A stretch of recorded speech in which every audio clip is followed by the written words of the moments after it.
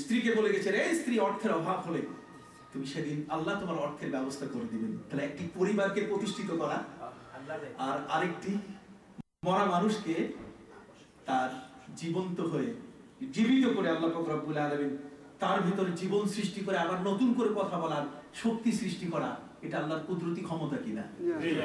আমি আমার ভাইদের খেদমতে আরজ করতে চাই, এবার হযরত মুসা আলাইহিস সালাম বলেছিলেন, ওরা গাবি কেনার পরে জিজ্ঞাসা করছে যে কি করতে পারি? কয় এটাকে জবাই করে এরপরে ওই জবাইয়ের গরুর গোশতের যে কোনো একটা অংশ মরা লাশটার সাথে লাগায় দেওয়ার সাথে সাথে সে জিন্দা হয়ে যাবে। পবিত্র কোরআন মজিদে আল্লাহ বলেন,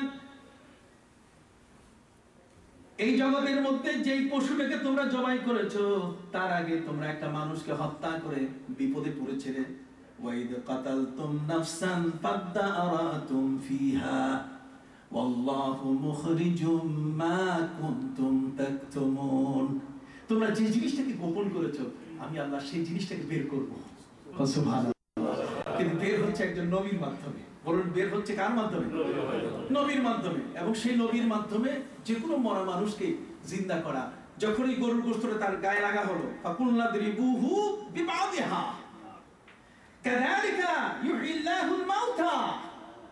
আল্লাহ বলেন এইভাবে আল্লাহ তাআলা সেই মরা মানুষটিকে জিন্দা করে ফেললেন। গরুর গোশত লাগায় দেওয়ার সাথে সাথে 40 বছরের মরা মানুষটা জেগে উঠলো, তার জিহ্বা খুলে গেল। সে বলছে, আমার ভাতিজা আমারে মারছে, ভাতিজি তার সাথে বিয়ে দেই নাই, এই অর্থ সম্পদ লুটপাট করার জন্য চাচাকে মারছে। আর এই লাশটাকে ফেলে দিয়ে সে নিজে দায় সারার ব্যবস্থা করেছে। কথা বুঝতে পেরেছেন? আমি আপনাদের খেদমতে বলতে চাই, হযরত মুসা আলাইহিস সালাম সেই যুগের মধ্যে ওই মরা মানুষটা যেটা 40 বছর মরা, তার মুখ থেকে তিনি আওয়াজ বের করার মতো একটা গাভীর গোশতকে তিনি ব্যবহার করেছেন। হযরত খাজা আজমিরি রহমাতুল্লাহ আলাইহি জীবন্ত একজন মহিলা এসে তার কাছে এসে বলল, হুজুর, সরকারের পক্ষ থেকে আমার ছেলেটিকে অন্যায়ভাবে মেরে ফেলা হয়েছে। আমি মা হিসেবে যতটুকু জানি আমার এই সন্তানটি এই অপরাধটা করে নাই। উনি কষ্ট পেয়ে উনি কলিজার মধ্যে এই বিষয়টির সম্পর্কে একটু শক পেয়ে তাৎক্ষণিকভাবে বের হওয়ার পরে ছেলের লাশের পাশে গিয়ে তিনি ওই ছেলেটিকে লক্ষ্য করে বললেন, রে মাকতুল, রে নিহত ছেলে, তুমি যদি অপরাধী হও তাহলে তো যেমন আছো তেমনই, আর তুমি যদি অপরাধী না হও আল্লাহর হুকুমে তুমি জিন্দা হয়ে যাও। সাথে সাথে সেই ছেলেটি জিহ্বা খুলে গেল, চোখ খুলে গেল। বলুন সুবহানাল্লাহ। তাহলে জগতের মধ্যে আল্লাহ পাক রব্বুল আলামিন নবীদের হাতে যেটা বের করেন এটার নাম মুজিজা, আর ওলিদের হাতে যেটা বের করেন এটার নাম কারামাত। বলুন, এটার নাম কি? কারামাত। এবং স্বীকৃত ওয়া কারামাতুল আউলিয়ায়ে হাক্কুন। জগতের মধ্যে আল্লাহর ওলিদের কারামত এত বড় যে মায়ের গর্ভ থেকে তাদের কারামত শুরু হয়ে যায়। হযরত খাজা আজমিরি রাহমাতুল্লাহি আলাইহি মায়ের গর্ভের মধ্যে, মায়ের নাম হলো উম্মুল ওয়ারা। উম্মুল ওয়ারা, ওয়ারা আইন, ওয়ারা মানে বুজুর্গ। কথা বুঝতে পারছেন? ওয়ারা মানে পবিত্র, উম্মুল ওয়ারা মানে পবিত্রের মা, তার অর্থ হলো মহাপবিত্র। সুবহানাল্লাহ। সৈয়দ গিয়াসউদ্দিন রাহমাতুল্লাহি আলাইহির মতো একজন বড় মাপের বুজুর্গ ব্যক্তির ঘরে তার সংসারের মধ্যে জন্ম নিলেন হযরত খাজা আজমিরি রাহমাতুল্লাহি আলাইহি 537 সনে 537 হিজরি সনে জন্ম নেওয়ার পরে খাজা আজমিরি রাহমাতুল্লাহি আলাইহি মায়ের গর্ভে অবস্থান। মা বলছেন যে শিশুটি যখন আমার গর্ভে জন্ম নিল তখন 3টি জিনিস আমি দেখে অবাক হয়ে গেলাম। একটি হলো আমাদের যত শত্রু ছিল সবগুলো বন্ধু হয়ে গেল। যত শত্রু ছিল সব কি হয়েছে? বন্ধু হয়ে গেছে। জোরে কন্যা সুবহানাল্লাহ। সন্তান তো এমনই হওয়া দরকার। রক্ত এত পরিষ্কার, ব্লাড এত ক্লিন, যে ব্লাডের মধ্যে কোনো হারাম বলতে গেলে কিছু ছিল না। সম্মানিত সুধী, সেই মায়ের গর্ভ বলছে, মা রিপোর্ট করছেন উম্মুল ওয়ারা, তিনি বলছেন শত্রু যারা সবগুলো আমাদের মিত্র হয়ে গেল, কেউ এখন আমাদের শত্রু নাই, দুশমন নাই, সবগুলো বন্ধু হয়ে গেল। এরপরে আমি দেখলাম আমাদের সংসারের মধ্যে যে অভাব অনটন ছিল সেটা আর নাই। কেমন জানি প্রয়োজন আল্লাহর পক্ষ থেকে হাত ভরে যায়। শুধু তাই নয়, বরং রাতের গভীরে অর্ধেক রাত যখন পার হয় তখন আমার পেট থেকে তাসবিহর আওয়াজ আমি শোনা শুরু করি, তখন জিকিরের আওয়াজ আমার কানের মধ্যে আসা শুরু করে। ভাইরা আমার, রাতের বেলায় তো জিকিরের একটি গুরুত্বপূর্ণ সময়। আপনি দেখুন আমাদের শ্রদ্ধেয় সিদ্দিকী হুজুর উনি বলছেন আসরের সময় আলোচনা হওয়ার কথা, ভাইরা তো এখনো অফিস থেকে ফিরে নাই। তার অর্থ হলো যে এই সময়টা ছিল খুব পিক আওয়ার। কথা বলেন, পিক আওয়ারে মানুষ নিজের কাজে ব্যস্ত থাকে, ওই সময় মানুষ কারোর সাথে কথা বলতে পারে না। এই সময় যদি আপনি তাকে ফোন করেন পিক আওয়ারে, তাহলে বলবে দোস্ত ফ্রি আওয়ারে কথা বলবো, পিক আওয়ারে না। তুমি এখন আমার সাথে কথা বলো না, আমি তোমার সাথে ফ্রি আওয়ারে কথা বলবো। ফ্রি আওয়ার কখন? সন্ধ্যাবেলা। কথা বুঝতে পারছেন? ডিউটি শেষে সন্ধ্যাবেলায়। এই জন্য আমার আল্লাহ আমাদের সাথে, আমার রসুলের সাথে, জগতের যত বন্ধু আছে সবার সাথে ফ্রি আওয়ারে কথা বলতেছেন, সবার সাথে তিনি রাতের বেলায় কথা বলছেন বেশি। সুবহানাল্লাহ।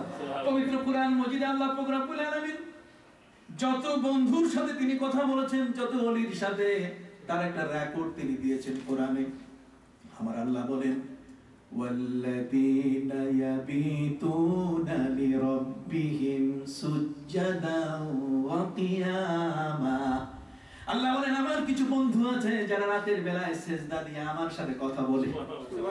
আমার এমন কিছু প্রাণের বান্দা আছে যারা রাতের বেলায় রুকু দিয়ে আমার সাথে কথা বলে। ওয়াল্লাযীনা ইয়াবিতুনা লিরাব্বিহিম সুজদান ওয়া কিয়ামা। শুধু তাই নয়, বরং জগতের মধ্যে এই পৃথিবীতে আল্লাহ পাক রব্বুল আলামিন বন্ধুদের সাথে ইবাদতের যত সময় বাড়িয়ে দিয়েছেন রাতের বেলায়। কোন বেলায়? রাতের বেলায়। এই জন্য পবিত্র কোরআন মজিদে আমার নবীর উপরে যে তাহাজ্জুদ ফরজ ছিল, আমাদের উপরে যেটা নফল, সেই তাহাজ্জুদ সম্পর্কে আল্লাহ বলে দিয়েছেন ওয়া মিনাল লাইলি ফাতাহাজ্জাদ বিহি নাফিলাতাল লাক আসা আন ইয়াবআসাকা রাব্বুকা মাকামান মাহমুদা। রাতের বেলায় নবী তাহাজ্জুদ পড়বেন, বিনিময়ে আল্লাহ তাকে মাকামে মাহমুদ দিবেন। সুবহানাল্লাহ। আর মাকামে মাহমুদ এত বড় প্রশংসিত স্থান, তাফসীরে কাবীরের মধ্যে লেখা হয়েছে মাকামে মাহমুদ হচ্ছে কিয়ামতের ময়দানে আল্লাহ নিজের কোলে নবীকে রাখবেন। মাকামে মাহমুদ হচ্ছে আল্লাহর কোল। তাফসীরে মাফাতিল গায়বের মধ্যে উল্লেখ করা হয়েছে কিয়ামতের ময়দানে আল্লাহ পাক রব্বুল আলামিনের জন্য যে বিচারের আসন হবে, সমস্ত নবী তামার প্লেটের উপরে নবীর উম্মতরা দাঁড়িয়ে যাবেন, আর আমার নবীর জন্য আলাদা আরেকটা কুরসি লাগাই দিবেন। মাকামে মাহমুদ হলো কিয়ামতের ময়দানে আল্লাহর পাশে নবীর বসার এক কুরসি। মাকামে মাহমুদ সেটি পাওয়ার জন্য আমার নবীজি আমাদেরকে বলে দিয়েছেন তোমরা প্রত্যেক আযানের পরে দোয়ায় আমার জন্য আতি মুহাম্মাদানিল ওয়াসিলাতা ওয়াল ফাদিলা ওয়াদ দারাজাতার রাফিআ ওয়া বা'আসহু মাকামান মাহমুদান আল্লাযী ওয়া'আদতা ওয়ারযুকনা শাফাআতাহু ইয়াওমাল কিয়ামা ইন্নাকা লা তুখলিফুল মিআদ। তাহলে ওই নবীর মাকামে মাহমুদের সুপারিশ আমাদেরকে নবী করতে বললেন, তার মানে নবী ঋণী হতে চান আমাদের কাছে। সুবহানাল্লাহ। নবী বলছেন যে আমার জন্য দোয়া করবে, আমার সেই উম্মতের জন্য শাফাআত ওয়াজিব হয়ে যাবে। আমি আমার ভাইদের খেদমতে আরজ করতে চাই, এই জগতের মধ্যে যত নবী বলেন, যত রাসূল বলেন, সবার সাথে আল্লাহ কথা বলেছেন। বিশেষ করে কোন সময়?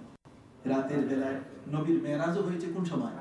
রাতের বেলায়। তাহলে রাতটা হচ্ছে ফ্রি আওয়ার, এবং সেই নবীর সাথে কথা বলা সহ আমাদের সাথে আল্লাহ কথা বলতে চান কোন সময়?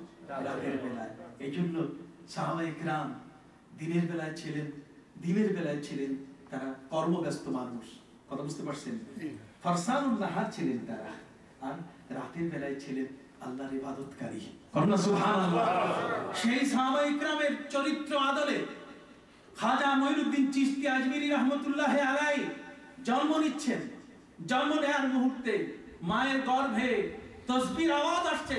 রাত যখন 12টা বাজে, রাত যখন দুপুর হয়, রাত যখন মধ্যাহ্ন হয়, সেই মধ্যাহ্ন রাতে মা বলেন আমার গর্ভের থেকে তাসবিহর আওয়াজ এত মধুর, সারা রাত ভরে আমার গর্ভের থেকে আমি তাসবিহর আওয়াজ শুনতে শুনতে ঘুমিয়ে পড়ি। মায়ের গর্ভে মা বুঝতে পারেন সন্তান তসবিহ পড়ে। এখন প্রশ্ন হলো, বিশাল প্রশ্ন, কেমন করে তসবিহ পড়বে সেখানে? সে কি তসবিহ জানে? রে ভাইরা, বিজ্ঞানীরা প্রমাণ করেছেন, একটা হচ্ছে পোস্টনেটাল, একটা হচ্ছে প্রিনেটাল, জন্ম পরবর্তী অবস্থা, আর একটা হচ্ছে জন্ম পূর্ববর্তী অবস্থা। জন্মের পরে যখন কোনো শিশু পৃথিবীতে আসে, তখন সেই শিশুটি আপনি দেখবেন চাচা করে নিচ্ছে, রাজি না, সে কান্দে, কোয়া কোয়া করে কান্দে, ভাই কোলে নাই কান্দে, আত্মীয় আপনজন কোলে নাই কান্দে, কিন্তু মা যখন